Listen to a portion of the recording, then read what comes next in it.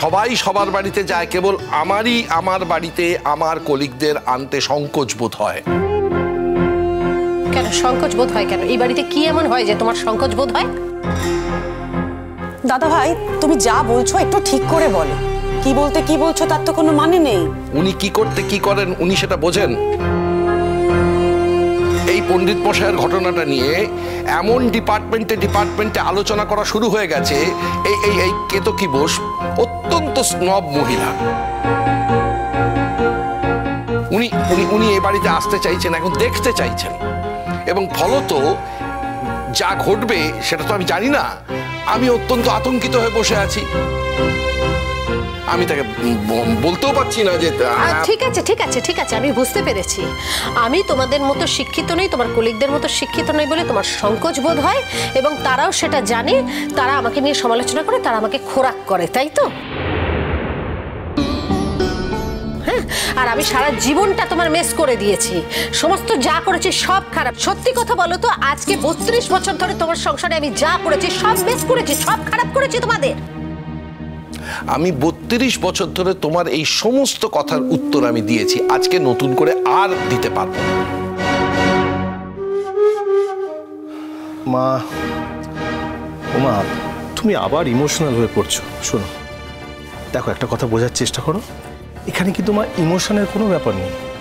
তোমার প্রতি যদি কারোর কোনো ইমপ্রেশন তৈরি হয়, সে দায়িত্ব বাবার নয়। সেই ইমপ্রেশন তো তুমি নিজে তৈরি করেছো মা। তোমার বাবা আর আমি কথা বলছিলাম টিটু, আমরা স্বামী স্ত্রী। তার মধ্যে যে ঢুকে পড়তে নেই সেটা তুমি জানো না। মাকে এতটুকু সম্মান করার প্রয়োজন তুমি মনে করো না। মা, তোমাকে আমরা অসম্মান করি? সেটা তোমরা খুব ভালো করে জানো।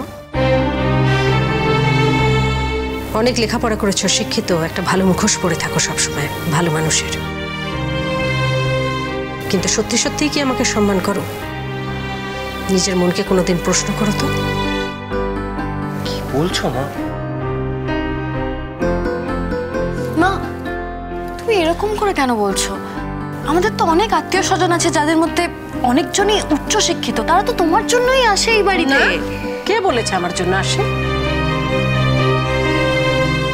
একেবারেই আমার জন্য আসে না। তোমার বাবা উচ্চ শিক্ষিত, তার জন্য আসে। তোমার ঠাকুমা উচ্চ শিক্ষিতা, একটা সময় চাকরি করতেন, তার জন্য আসে। তোমরা ভালো করে লেখাপড়া শিখেছো, শিক্ষিত হয়েছো, তোমাদের সঙ্গে কথা বলতে ভালো লাগে, তার জন্য আসে। আমার জন্য কেউ কখনো আসে না। আমি তো বাড়ির রান্নার লোক। বাড়ির কাজকর্ম করতে, রান্না করতে একটা লোক রাখে, আমি সেরকম। কপাল ঠুকে আমি ভালো রান্না করতে পারি, মানুষজনকে খাইয়ে আনন্দ দিতে পারি। সেই জন্য দয়া করে আমার সঙ্গে দুটো কথা বলে। কেউ আমাকে ভালোবাসে না, কেউ আমাকে সম্মান করে না। আমার নামে অকারণে দোষ চাপাবে না। না, তোমার ঘরে দোষ চাপাবো কেন? সব দোষ তো আমার। কাকিমা, তুমি কিন্তু শুধু শুধু মন খারাপ করছো। কাকু হয়তো তোমাকে এরকম ভাবে কথাটা বলতে চায়নি। আর তুমিও কাকিমাকে কেন এরকম করে বলছো বলো? তুমি কাকিমাকে যে এইভাবে কথা বলছো, এইটা কিন্তু তুমি ঠিক করছো না কাকু। কোকো, কিছু কিছু সময় থাকে জীবনে যখন সত্যি কথা বলতে হয় এবং সত্যি কথা শুনতেও হয়।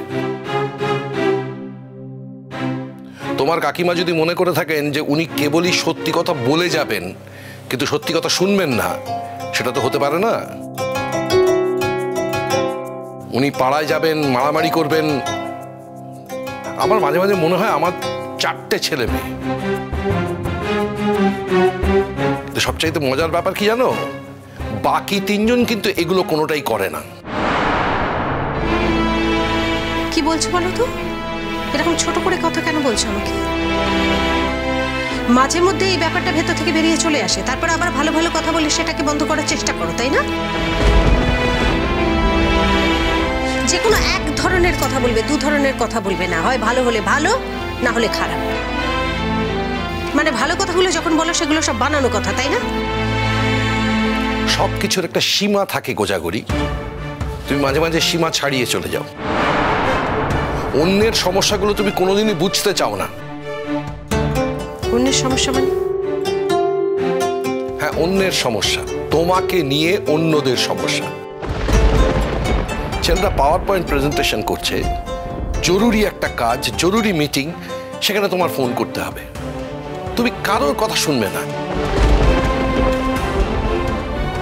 এই যে আমার কলিগরা বাড়িতে আসেন, এই সেদিনকে সংস্কৃত পণ্ডিত মশাই এলেন, তার সাথে তুমি কি করলে? তিনি খেয়েছিলেন, হ্যাঁ বাড়িতে তিনি খেতে এসেছিলেন, তিনি খেয়েছিলেন, কিন্তু তারপরে ফেরত গিয়ে যে কথাগুলো বলেছিলেন সে কথাগুলো তুমি জানলে। বলেছিলেন যে আমার বমি করতে ইচ্ছে করছিল। এই কথাগুলো কেন আমাকে শুনতে হবে কোজাগরী? আমার 4 জন কলিগ বাড়িতে এলে আমাকে সবসময় ভয় ভয় থাকতে হয় তুমি তা কার সাথে কখন কি করে বসো। বাড়ি এই সত্যি কথাগুলো তো আগে বলনি। বৌমা, রাগ করো না বৌমা, আমার দিকে তাকাও, রাগ করো না। রাগ করছো কেন? একটু বিবেচক হতে হবে তো।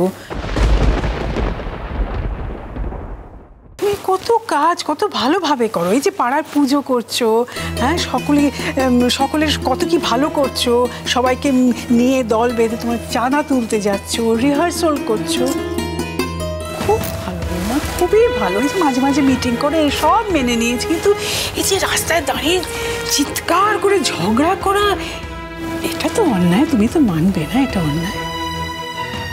আমার সঙ্গে সম্পর্ক রাখতে খুব খারাপ লাগছে, তাই না মা? এটা কি বল? মা তুমি সব কি বলছো? কাঁদছো কেন? কি বলছো কাকি তুমি এগুলো? তোমার বাবা তোমার ঠাকুমা এতদিন স্পষ্টভাবে আমাকে কিছু বলেননি। বললাম না, ওনারা ভদ্রলোক তো মুখের উপর কিছু বলতে পারেন না, মুখোশ পরে থাকেন। আমি ছোট লোক, আমি সবটা মুখের উপর বলতে পারি, আমি কোনো কথা চেপে রাখতে পারি না। আর আমি চেয়েছিলাম আমার ছেলেমেয়েরাও সেরকমই হবে, সত্যি কথা সামনে বলার ক্ষমতা রাখবে, কিন্তু তারাও সেটা পারে না। না, এখন এই যে সব ঘটনা ঘটলো, এখন তুমি যে হাবভাবটা করছো তার ফলশ্রুতিতে কি হবে? তুমি ঘরে গিয়ে দরজা বন্ধ করে দেবে,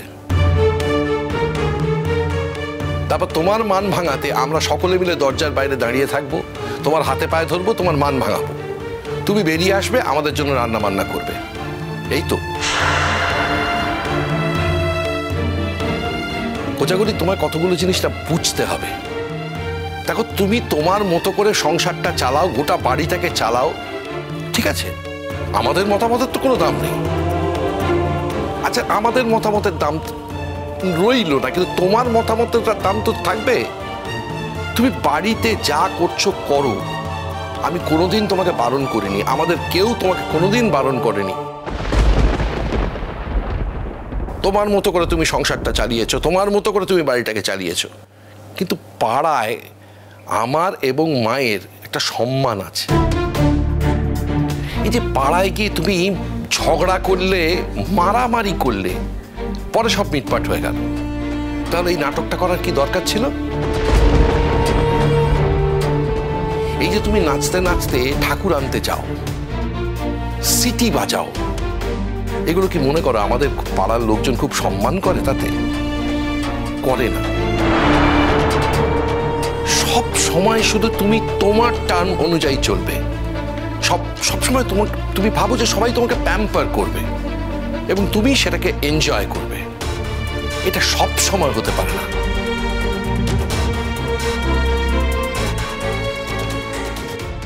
ভুল হয়ে গেছে আমার, এতদিন তো বুঝতে পারিনি, আজকে এতটা বয়সে এসে দাঁড়িয়ে আমি বুঝতে পারছি ভুল হয়ে গেছে আমার।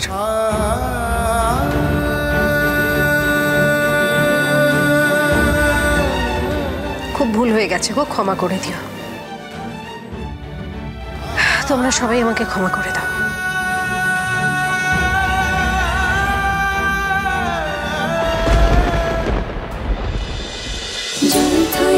জল থই থই ভালোবাসা।